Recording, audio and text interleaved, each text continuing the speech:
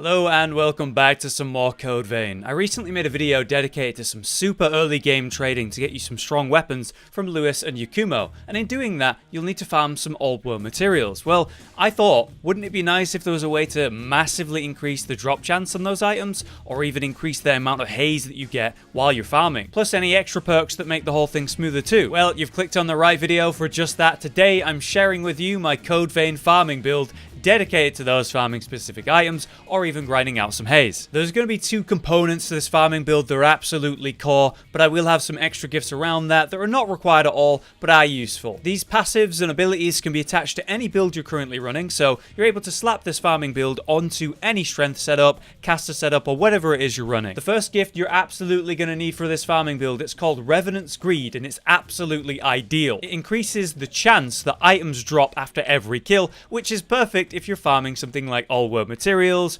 consumables, or even queen metals for weapon or veil upgrades. Revenant's Greed is in the Hermes code, which is given to you by Davis in the hub after you complete the opening or tutorial section of the game, which is very early in your playthrough. However, Revenant's Greed requires the Hermes Vestige Part B upgrade to unlock it, which is found in the Depths level Town of Sacrifice. To unlock this Depths, you're going to need the Depths map for it, and you can find that map in the Dried Up Trenches, which is an area just after the butterfly boss fight, specifically right here at the decayed ship interior missile tree. Just head up the ladder from the missile tree and pick up the map from the body of this soldier right here. If you haven't found this tree yet, you're actually able to just get here by dropping down this ledge right next to this location. Not too bad, it is right in the middle of the area. Now you've got the map, bring it to Davis and head to the Town of Sacrifice. That's a lovely name, that. Once you've spawned in, look towards the boss room door and follow this short path to the right to this specific spot. You'll be able to see the Vestige from there. You will be invaded when you go to pick it up as a heads up, but it's not that big a deal, and it's pretty much as easy as that, not even that far into that specific depths. And then you'll be able to unlock this passive gift after you bring the Vestige to IO and watch that memory cinematic link to it. Now you've got Hermes Vestige Part B unlocked, you can then unlock Revenant's Greed. From here you can master the gift using MJ212 materials, 5 of them specifically, and 3200 haze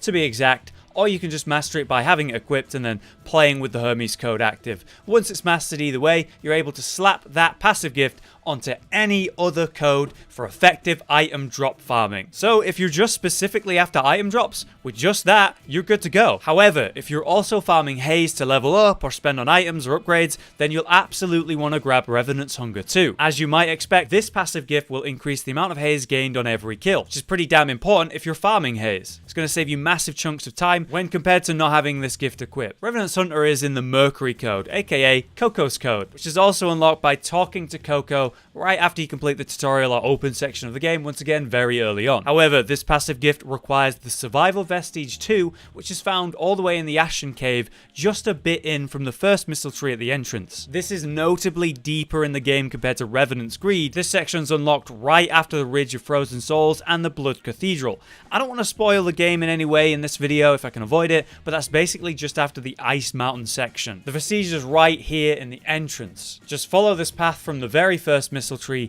to get to this overhanging cliff on the right, and the Vestige will be right next to the Purifier that you're going to find up there. There's going to be a few enemies to kill on the way to get there, but it should be very obvious since you can see the overhanging ledge in the main area from down below, and it of course has that glowing red Vestige effect. Just like Greed, you can master this ability with MJ212 materials and 3200 haze, or just equip it with the Mercury code and play with it active for a little bit to master it naturally. Then from there you'll be able to put it into any code or build as you'd expect, but once again you will have to quickly watch the memory link to the Vestige before it's officially unlocked, so make sure to bring it to IO in the hub. With these two main gifts, this farming build is ready to go. Much more effective farming with increased item drop chance and haze gains, but here's some extra gifts that I can suggest to help you speed up your farming and buff out this build, but they're not directly as impactful as Revenant's Greed or Hunter. The Sprinter gift will reduce the stamina drain by dashing, sprinting, and it's the very first gift in the Mercury code, unlockable as soon as you get the code from Coco. It's really useful for blasting around farm spots and making your routes more efficient. Vivification returns you to the last missile that you touched without losing any haze, which is really useful for finishing a farm route and then instantly teleporting back to a missile tree to reset. This one requires Hunter Vestige 3, which is found again in the early game